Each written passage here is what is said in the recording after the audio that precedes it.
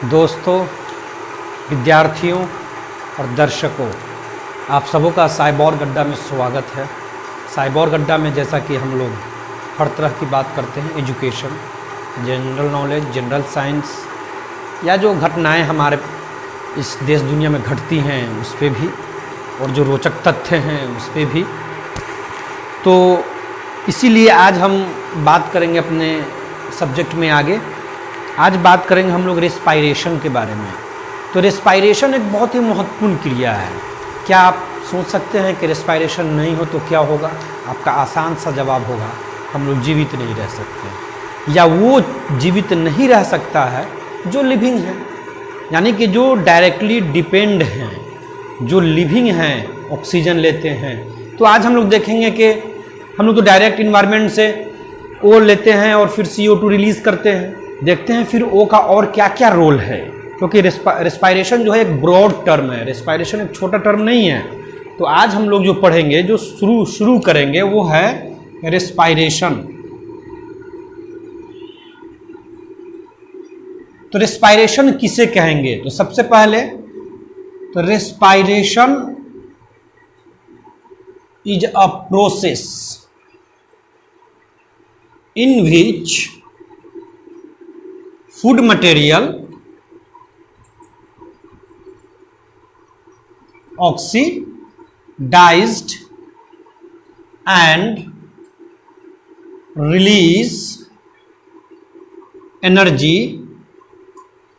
and CO2 and water is called respiration.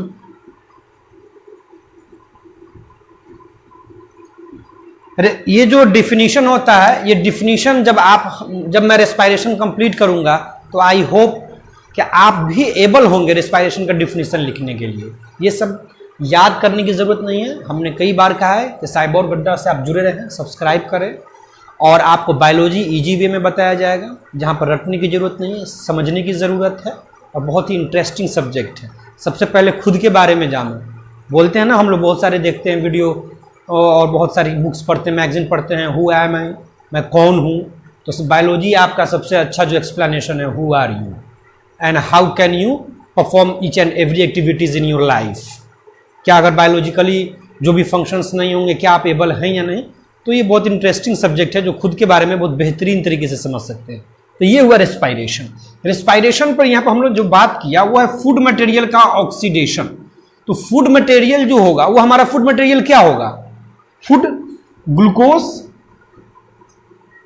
जो glycogen के रूप में एनिमल में स्टोर है, या स्टार्च जो प्लांट में है, राइट, या जो प्लांट में है। ये हमारा फूड मटेरियल टूटता है और वो हमें क्या देता है? एनर्जी देता है, और CO2 और वाटर आउट होता है।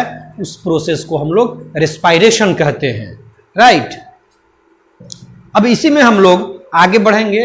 अब आई होप सो आप लिख लिए होंगे या आपने स्क्रीनशॉट ले लिया होगा, मैं रब कर रहा हूं।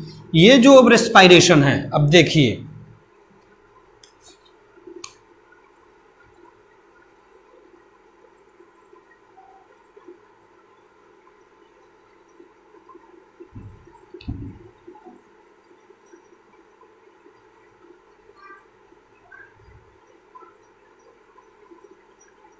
ये लंग्स है, मान लीजिए कि लंग्स है।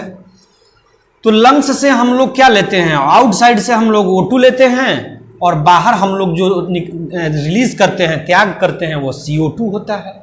अब यह O2 यहाँ पर हमारा जो सर्कुलेटरी सिस्टम होगा, ब्लड वेसल होगा, यहाँ से O2 लेगा और यहाँ से इसमें CO2 का एक्सचेंज करेगा, एक दूसरे के साथ एक्सचेंज करेगा। और ये एक्सचेंज, तो यहाँ पर देखिए, हम लोग जो यहाँ पर बाहर जो इन्वायरमेंट से O2 ले रहे हैं, या इन्वायरमेंट में हम लोग CO2 जो रिलीज कर रहे हैं, इसको बोलते हैं एक्सटर्नल रेस्पायरेशन। क्या बोलते हैं? एक्सटर्नल रेस्पायरेशन, या इसको ब्रीदिंग भी बोलते हैं, ठीक। अब यहां पर देखिए, जो CO2 का हम लोग एक्सचेंज कर रहे हैं लंग्स से ब्लड वेसल में, ये जो हमारा सर्कुलेटरी सिस्टम है ब्लड में, क्योंकि यहीं ब्लड पर हमारा क्या होता है? हीमोग्लोबिन होता है, और ये हीमोग्लोबिन हमारा उस O2 को कैप्चर करता है उसके साथ, और ये तो इसको हम लोग इंटरनल बोलेंगे। क्या बोलेंगे? इंटरनल। लेकिन मान लेते हैं यहां पर एक हमारा सेल है। क्या है? सेल है। ठीक है, तो फिर ये O2 हमारे इस सेल के अंदर जाएगा और ऑक्सीडाइज्ड करेगा हमारे ग्लूकोज को, हमारे फूड को। यहां पर जो हमारा फूड होगा, यहां से तो हमारा फूड भी जाएगा ना, तो ये यहां पर जो एक्सचेंज हो रहा है O2 का आना या जाना, ये हमारा हो गया इंटरनल रेस्पायरेशन। क्या हो गया? Internal respiration. और ये जो सेल में एक्सचेंज हो रहा है, जो सेल के अंदर जो ये हमारा O2 जा रहा है और ये ऑक्सीडाइज्ड हो रहा है, तो इसको हम लोग बोलेंगे सेलुलर रेस्पायरेशन। क्या बोलेंगे? Cellular respiration. तो आपने भी देखा कि रेस्पायरेशन बहुत इजीली और स्मूथली समझ रहे होंगे कि एक्सटर्नल रेस्पायरेशन जो हम लोगों ने बाहर से लिया, O2 और CO2 रिलीज किया, और जब लंग्स में हमारा जाएगा CO2 या O2 होगा और वहाँ पर हमारा ब्लड वेसल या हमारा जो भी सर्कुलेटरी सिस्टम से आदान प्रदान एक्सचेंज होगा, तो वहाँ पर उसको हम लोग इंटरनल बोलेंगे। ठीक, और जब हमारा, और ये भी इंटरनल होगा, यहाँ से जब सेल के अंदर मूव करेगा ये भी इंटरनल के ही अंदर आएगा। अब यहाँ जब सेल के अंदर जाएगा तो यहाँ फूड हमारा ऑक्सीडाइज्ड होगा और टूटेगा, जो CO2 और O2 अभी हमने बताया, और एनर्जी रिलीज करेगा, उसको हम लोग बोलेंगे सेलुलर रेस्पायरेशन। तो क्या आप लिख सकते हैं? तो एक लिख सकते हैं एक्सटर्नल रेस्पायरेशन। दूसरा क्या लिख सकते हैं? इंटरनल ले लीजिए, इंटरनल रेस्पायरेशन। और तीसरा क्या लिख सकते हैं? Cellular respiration. तो सेलुलर रेस्पायरेशन, इंटरनल रेस्पायरेशन और external respiration. I hope so ये बात आप समझ में आ रही होगी आप लोगों को। रेस्पायरेशन जो बहुत ही इंपॉर्टेंट फंक्शन है जो परफॉर्म होगा, एक्सटर्नल, सेलुलर और इंटरनल, ये तीनों आप बात समझ में आ रही होगी बात कि कैसे हुआ। तो इसे नोट करें या इसका स्क्रीनशॉट लें।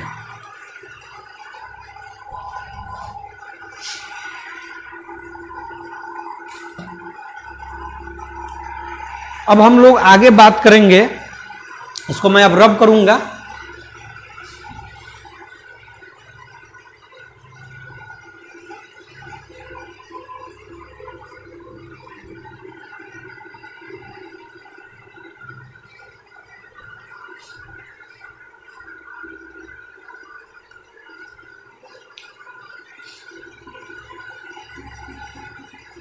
रेस्पायरेशन की बात कर रहे थे, तो जैसा कि हमने बताया था और आप जान रहे होंगे, अगर कोई भी समस्या हो तो आप देख सकते हैं हमारा पिछला वीडियो। एक होता है ऑटोट्रोफ और एक होता है हेट्रोट्रॉफ्स।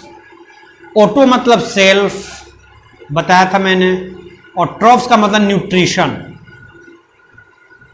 हेट्रो मतलब डिफरेंट और ट्रॉफ्स का मतलब न्यूट्रिशन, जो दूसरे पर। ऑटोट्रॉफ्स जो दूसरे पे डिपेंड नहीं हो, अपना फूड खुद बनाता हो, उसको ऑटोट्रॉफ्स कहते हैं।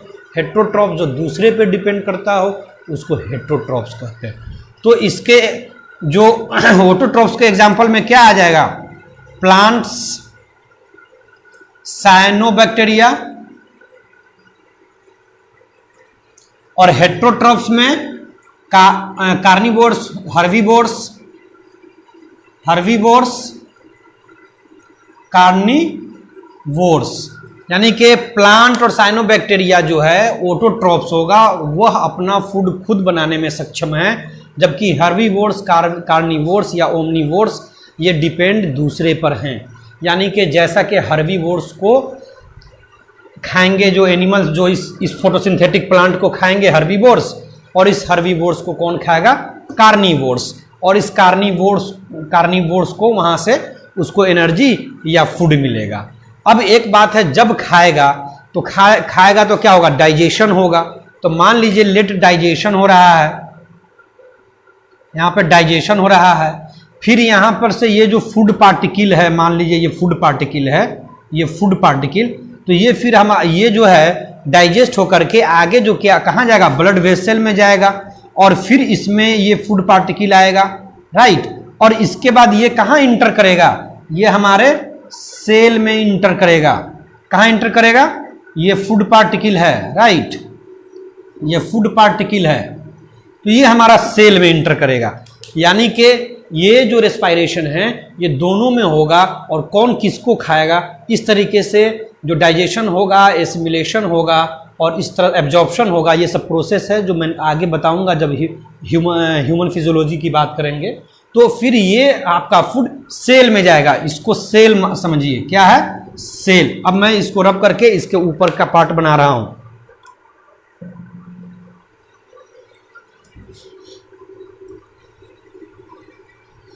ये वाला डायग्राम है, ये जो फूड पार्टिकल आया, तो ये जो फूड है, तो ये फूड क्या है, यही फूड है ना आपका C6H12O6, और ये ऑक्सीडाइज्ड होता है। क्या होता है, ऑक्सीडाइज्ड होगा, और क्या करेगा, O2 के प्रेजेंस में ऑक्सीडाइज्ड होगा, और क्या करेगा, CO2 रिलीज करेगा, और H2O और एनर्जी रिलीज करेगा। और यही एनर्जी किस रूप में होगा, ATP के फॉर्म में होगा। और ये C6H12O6 आपको मालूम हुआ कि जो एनर्जी जो होता है वो बॉन्ड के रूप में जमा होता है, और जब ये टूटता है, यानी कि ये टूट रहा है, दो पार्ट में टूट रहा है, एक CO2 और एक H2O, और एनर्जी रिलीज कर रहा है। इसीलिए हमने जो लिखा था सबसे पहले रेस्पायरेशन का जो डिफिनीशन, आप भी यहाँ से लिख सकते हैं, the oxidation of the food material, या oxidation of the food material, या oxidation of glucose, oxidation of starch, and release energy and give CO2 and H2O। यहां से आप डिफिनेशन को आउट कर सकते हैं। तो राइट डाउन इट।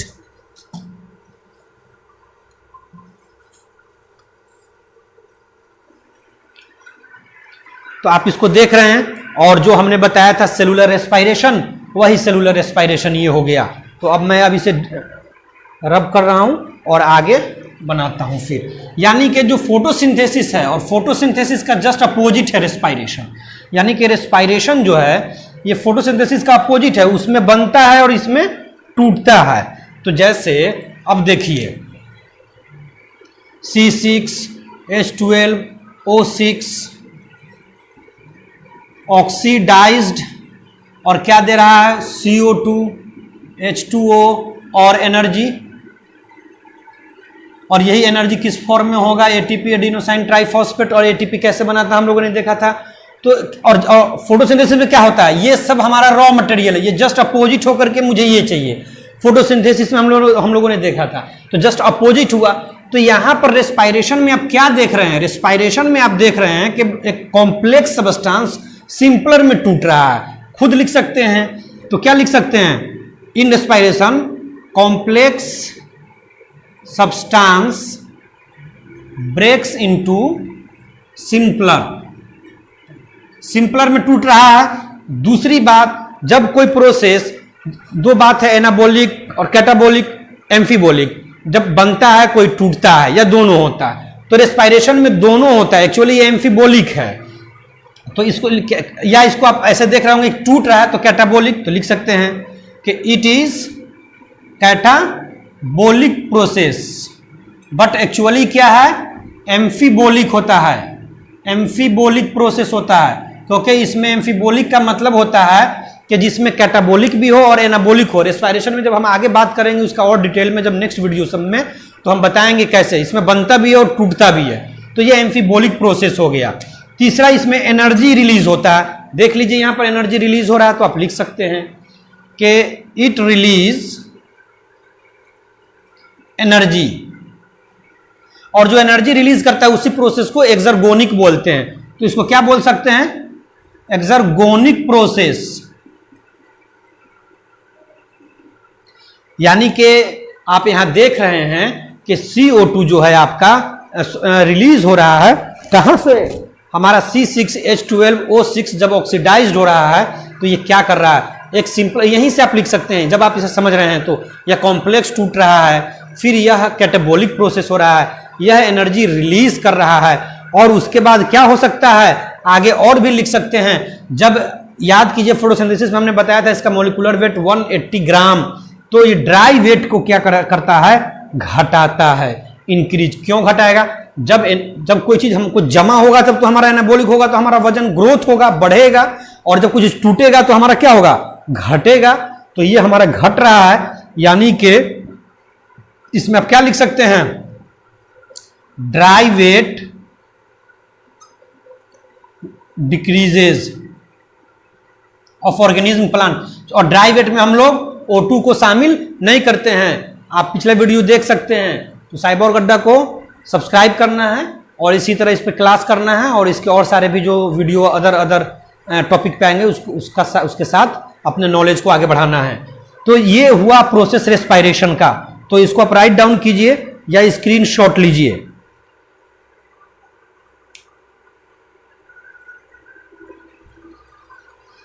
तो आप लिख लिए होंगे या स्क्रीनशॉट ले लिए होंगे।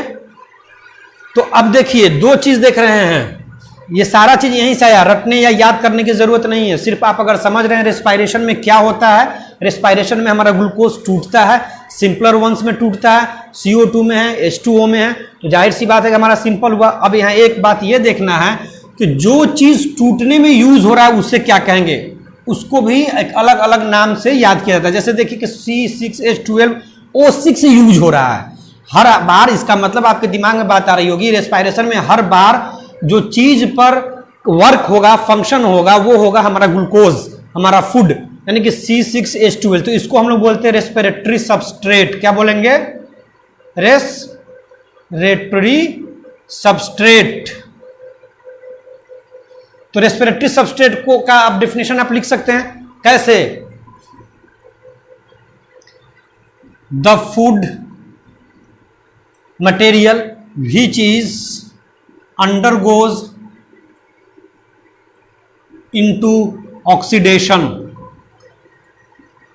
ऑक्सीडेशन में जो भी जाएगा, यहां पर आप जान जाइए, अभी बताएंगे हम, इसके अलावा भी और भी चीज जाता है जिसपे ये रेस्पायरेशन काम करता है। तो द फूड विच या food material which is undergoes into oxidation is called respiratory substrate. Respiratory substrate बोलेंगे उसको। ये रेस्पिरेटरी सबस्ट्रेट हो गया, राइट। अब ये जो रेस्पिरेटरी सबस्ट्रेट है, तो ये रेस्पिरेटरी सबस्ट्रेट दो तरह का होता है। इसे लिखे, अभी मैं इसे रब करूंगा।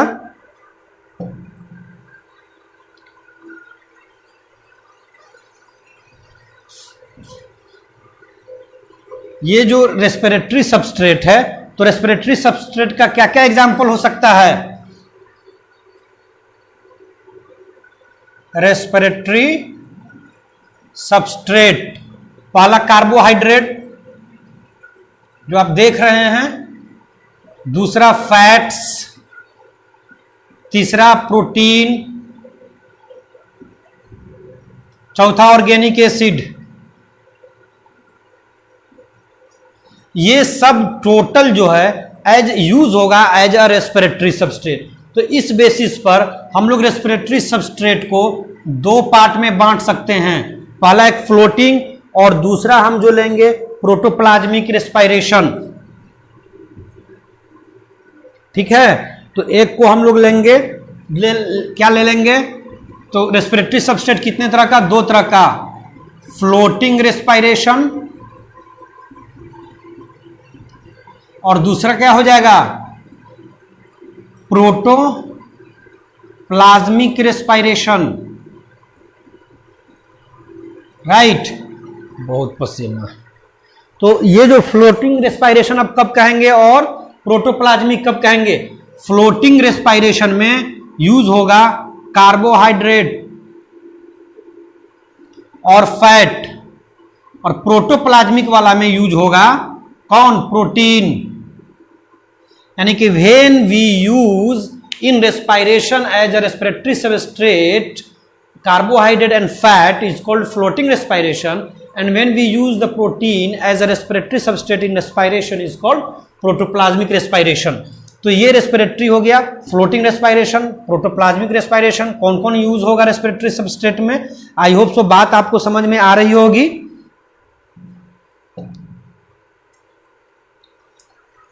तो मैं सब रब करूं। अब जो रेस्पायरेशन की बात करते हैं, जो अक्सर सभी आदमी के दिमाग में होगा कि रेस्पायरेशन होगा तो O2 है कि नहीं, O2 नहीं होगा तो क्या कहेंगे, O2 होगा तो क्या कहेंगे। तो इसलिए हम लोग जो बात करेंगे वो अब बात करेंगे टाइप्स ऑफ रेस्पायरेशन में। तो टाइप्स ऑफ रेस्पायरेशन तो ध्यान होगा और इजीली सभी आदमी जानते हैं, एक को एरोबिक रेस्पायरेशन और दूसरे को एनएरोबिक।